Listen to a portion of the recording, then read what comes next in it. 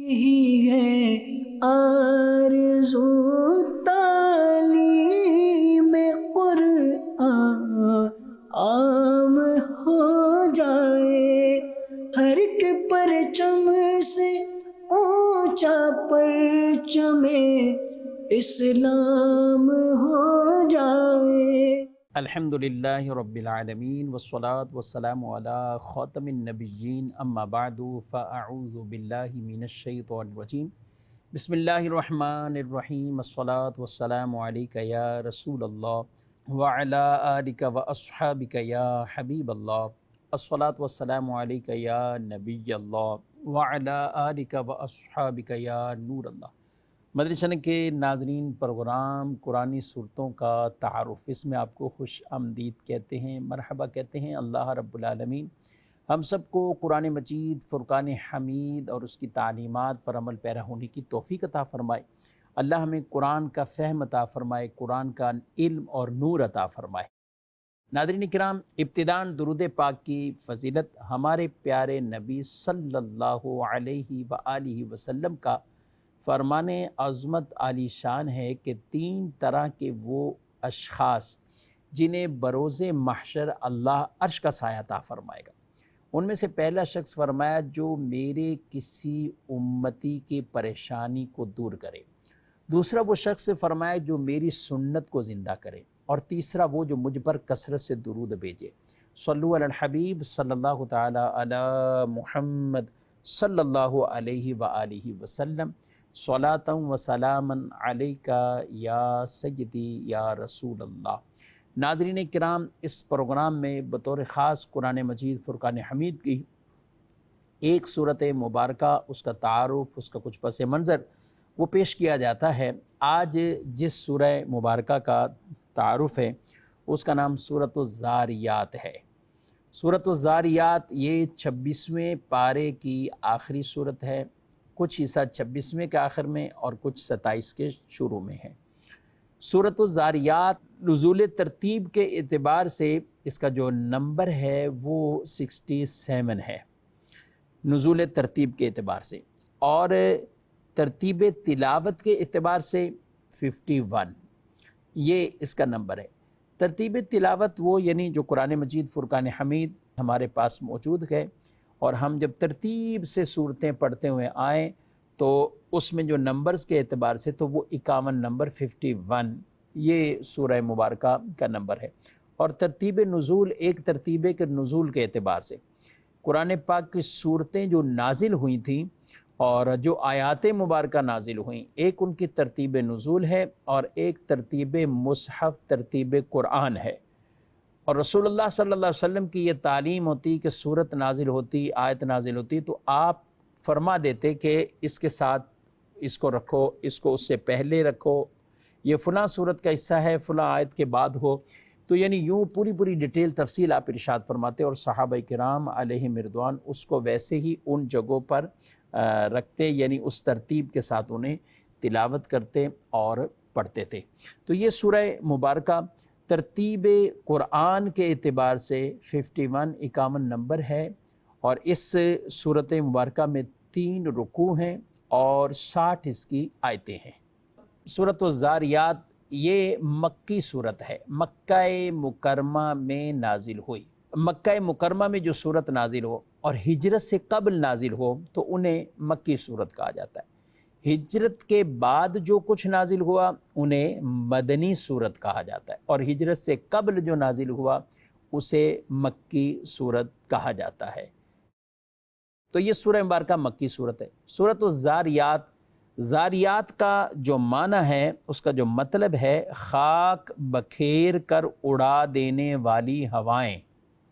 یہ اللہ پاک نے قسم ارشاد فرمائی ہے، یعنی قسم ہے ان ہواؤں کی جو خاک بکھیر دیتی ہے، قسم ہے ان ہواؤں کی جو خاک بکھیر دیتی ہیں۔ اور اسی مناسبت سے اس سورہ مبارکہ کا نام سورہ ذاریات ہے۔ یہ سورہ مبارکہ چونکہ مکی صورت ہے تو اس کے مرکزی جو مضامین ہیں اس میں توحید کا درس، رسالت نبوت کا درس، شرک کی مذمت، کفر کی مذمت، اللہ رب العالمین کے علاوہ کسی اور کو خدا ماننا، عبادت کے لائق سمجھنا، عبادت کرنا، یہ سب شرک والے معاملات، ان کے مذمتوں کو بیان کیا گیا۔ اور اسی کے ساتھ ساتھ اس سورہ مبارکہ کے اندر قیامت کے احوال کو بھی بیان کیا گیا، قیامت کے احوال کو، اور یہ شروع کے جو ابتدائی قسمیں ہیں اس کا بھی پس منظر کچھ وہی ہے۔ اللہ پاک نے کئی چیزوں کی قسمیں ارشاد فرمائی ہیں، وہ انشاءاللہ ابتدا کی آیتیں ہم سنیں گے۔ تو اس سورہ مبارکہ کے اندر قیامت، حشر، نشر، یعنی ہم نے مرنا ہے، مرنے کے بعد اٹھائے جانا ہے۔ ہم مسلمان ہیں، اسی عقیدے کے ساتھ زندہ رہتے ہیں، اور کہ ہمیں موت آئے گی اور ایک وقت پر وہ موت آ جائے گی، اور وہ وقت مقرر ہے۔ اس وقت سے، اس گھڑی سے، اس ساعت سے نہ کوئی آگے بڑھے گا اور نہ ہی کوئی پیچھے ہوگا، اسی وقت موت آئے گی۔ مرنا بھی ہے اور مرنے کے بعد اٹھائے جانا بھی ہے۔ ہم صرف مرنے کے یوں قائل نہیں ہے کہ بس مر گئے اور پھر فنش اور ختم سلسلہ، اس کے بعد بس ہڈیاں ہیں اور ختم ہو جائے گا، نہیں، اٹھائے جانے کا بھی تصور، یہ عقیدہ ہم رکھتے ہیں۔ پھر قیامت قائم ہونا، سوال جواب، یہ سب چیزیں۔ تو جو صورتیں مکی صورتیں ہیں ان میں قیامت، حشر، نشر، یہ سب چیزوں کا باقاعدہ ایک مرکزی مضمون ہے، اور مرکزی مضمون کی حیثیت سے کئی آیات مبارکہ میں ان چیزوں کا تذکرہ فرمایا گیا ہے۔ اس سورہ مبارکہ کے اندر نبی کریم صلی اللہ علیہ وآلہ وسلم اور آپ کے اصحاب پر جو کفار مکہ کی طرف سے اذیتیں، تکالیف اور پریشانیاں اور طرح طرح کی آزمائشوں کا سامنا تھا، تو اللہ پاک نے اس پر صبر کرنے کی تلقین فرمائی، اور ساتھ انبیاء کے کچھ واقعات کو بھی بیان کیا کہ انہوں نے بھی کس طرح صبر کیا، اور یہ تکلیفیں اور یہ آزمائشیں یہ ان پر بھی آئیں۔ تو یہاں آپ صلی اللہ علیہ وسلم کو یہ حکم ارشاد فرمایا گیا۔ تو ناظرین کرام، بڑھتے ہیں آیات مبارکہ کی طرف، اور کچھ مضامین انشاءاللہ ہم اس سے سنیں گے۔ سورۃ الذاریات، یعنی خاک بکھیر دینے والی، خاک اڑا دینے والی ہوائیں، جن کی نسبت سے سورہ مبارکہ کا نام زاریات رکھا گیا۔ اللہ پاک ارشاد فرماتا ہے وَالزَّارِيَاتِ ذَرْوًا فَالْحَامِلَاتِ وِقْرًا فَالْجَارِيَاتِ يُسْرًا فَالْمُقَسِّمَاتِ أَمْرًا۔ بکھیر کر اڑا دینے والیوں کی قسم، پھر بوجھ اٹھانے والیوں کی، پھر آسانی سے چلنے والیوں کی، پھر حکم کو تقسیم کرنے والیوں کی۔ یہاں جو کہا کہ بکھیر دینے والی، یعنی تو اس سے مراد ہواؤں کی، ان ہواؤں کی قسم۔ اچھا، دوسری آیت مبارکہ میں جو ارشاد فرمایا گیا کہ بوجھ اٹھانے والیوں کی، تو بوجھ اٹھانے والیوں کی مراد یعنی جو پانی اور بارش، اس کا جو پانی اور بارش کا جو بوجھ ہے، وہ بدلیوں کی اور ان گھٹاؤں کی یہ قسم ارشاد فرمائی گی۔ آگے ارشاد فرمائی تیسری بات پر، پانی پر آسانی کے ساتھ چلنے والی کشتیوں کی، یعنی آسانی سے چلنے والیوں کی جو قسم۔ تو کشتی کتنی بھاری ہوتی ہے، لکڑی کے تختے ہوتے ہیں اور اتنی ایک بھاری ہوتی ہے، لیکن پانی پر وہ تیر کر چل رہی ہوتی ہے۔ اللہ پاک نے قسم ارشاد فرمائی ہے۔ اور آگے فرمایا فَالْمُقَسِّمَاتِ أَمْرًا، پھر حکم کو تقسیم کرنے والیوں کی۔ تو حکم کو تقسیم کرنے والیوں سے مراد یعنی فرشتوں کی جماعت کی قسم ارشاد فرمائی، جن کے ذمے اللہ پاک نے کئی کام سپرد کیے ہوئے ہیں۔ کوئی بارش برسانے پر ہے، کوئی فصلیں اگانے پر ہے، کوئی لوگوں کو رزق تقسیم کرنے پر ہے، کوئی دوسروں کی حفاظت پر مامور ہے۔ تو مختلف ڈیوٹیاں ہیں فرشتوں کے ذمے، اور مختلف کام اللہ پاک نے انہیں دیے گئے۔ تو یہ قسم بھی اسی میں ذکر فرمائی ہے اور ارشاد فرمائی ہے۔ یہ قسمیں کیوں ارشاد فرمائی گئیں؟ تو اس کا ایک مقصد بیان فرمایا گیا کہ یہ قسمیں اس لیے ارشاد فرمائی کہ اللہ پاک قادر مطلق ہے۔ رب تبارک و تعالیٰ یہ قادر ہے، اسی کے حکم اور امر سے یہ ہوائیں چلتی ہیں، اسی کے امر سے یہ کائنات کا نظام ہے۔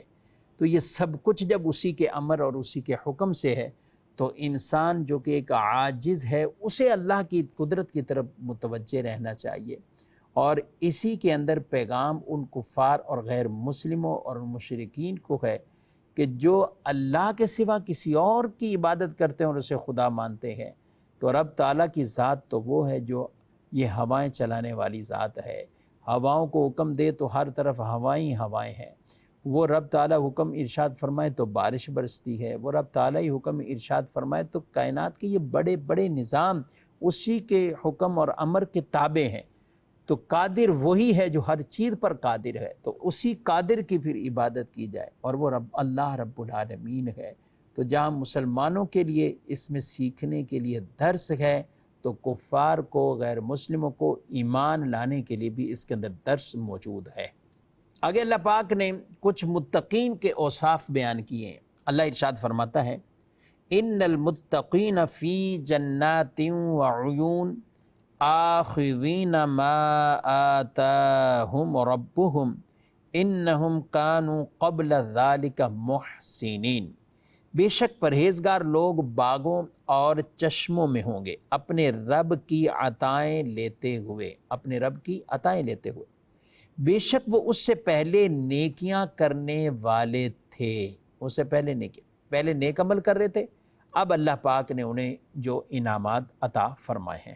تو پہلے آدمی نیکی والے کام کرتا ہے، پھر اللہ ایسی ایسی جزائیں عطا فرماتا ہے۔ اس لیے رسول اللہ صلی اللہ علیہ وسلم جب ترغیب ارشاد فرمایا کرتے تھے، اے لوگو، جوانی ہے تو جوانی کو غنیمت جانو، مال ہے تو اس مال کو غنیمت جانو، وقت ہے تو اس وقت کو غنیمت جانو۔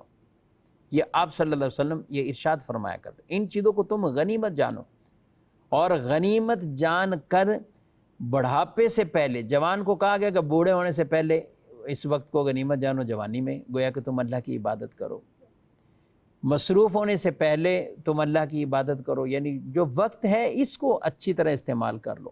اور مختلف انداز سے نبی کریم صلی اللہ علیہ وسلم یہ ارشاد فرمایا کرتے تھے۔ ایک خطبے میں ارشاد فرمایا کہ اے لوگو، مرنے سے پہلے اللہ کی بارگاہ میں گناہوں سے توبہ کر لو، اور فرمایا مصروف ہو جانے سے پہلے نیک اعمال میں جلدی کر لو، کثرت سے ذکر کرو، ذکر کی کثرت سے اپنے اور اپنے رب کے درمیان ایک تعلق پیدا کرو، اپنے اور اپنے رب کے درمیان ایک تعلق پیدا کرو۔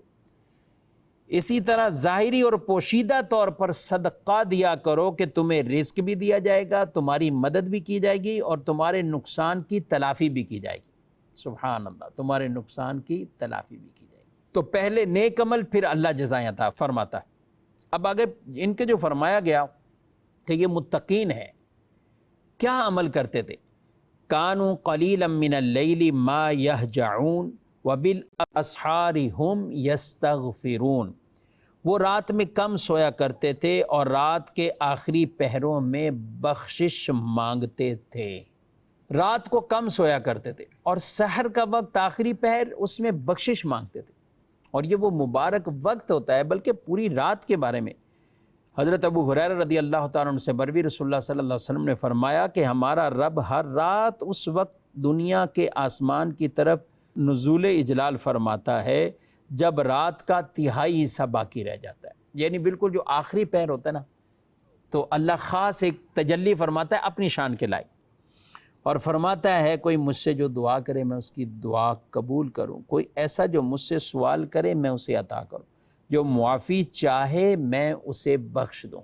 سبحان اللہ، یعنی ہر رات کے آخری پہر میں اللہ پاک کی طرف سے یہ گویا کہ اعلان ہو جاتے ہیں، اور رب تعالیٰ کی عطائیں ہے، کوئی مانگنے والا ہے، کوئی رزق مانگنے والا، کوئی بخشش مانگنے والا، کوئی تکلیف سے افاقہ مانگنے والا، مصیبتوں اور پریشانیوں سے نجات مانگنے والا۔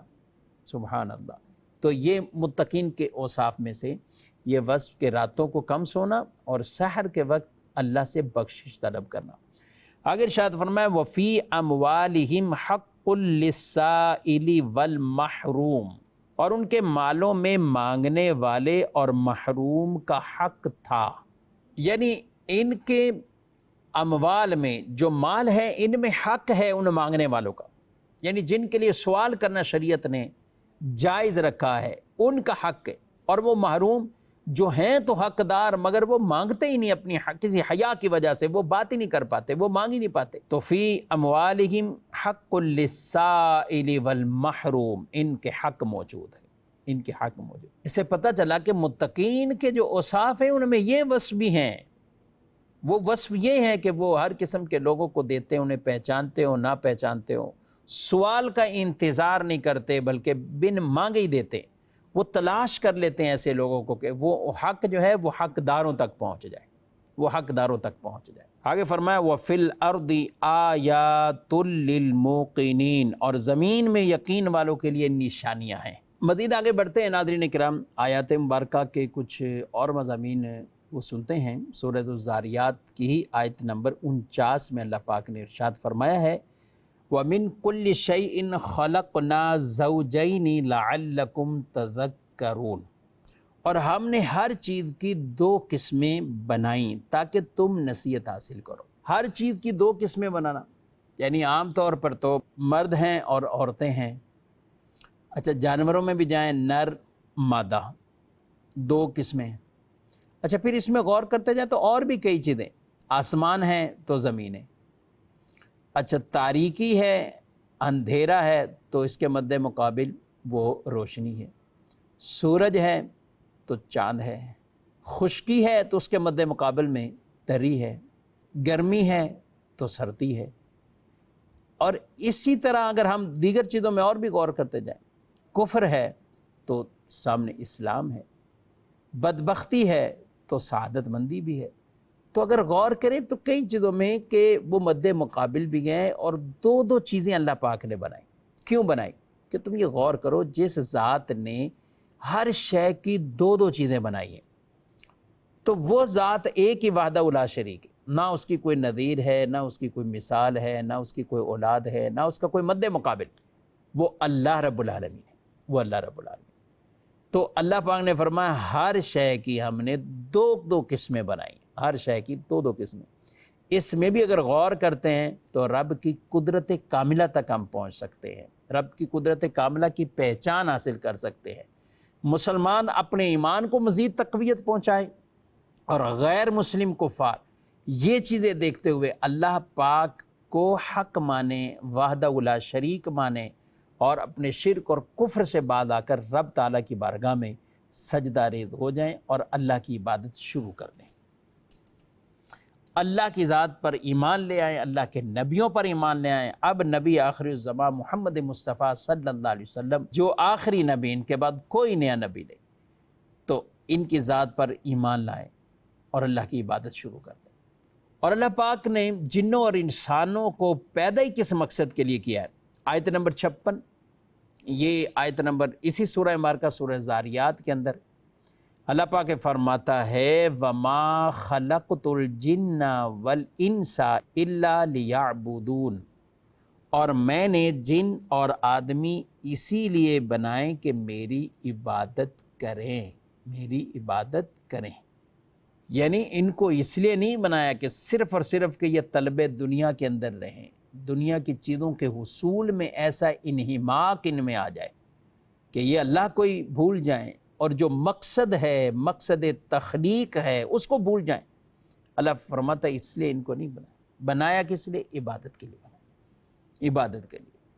اللہ پاک نے قرآن پاک میں اور بھی کئی مقامات پہ فرمایا، ایک جگہ ارشاد فرمایا اَفَحَسِبْتُمْ أَنَّمَا خَلَقْنَاكُمْ عَبَثًا وَأَنَّكُمْ إِلَيْنَا لَا تُرْجَعُونَ، اور کیا تم یہ سمجھتے ہو کہ ہم نے تمہیں بیکار بنایا؟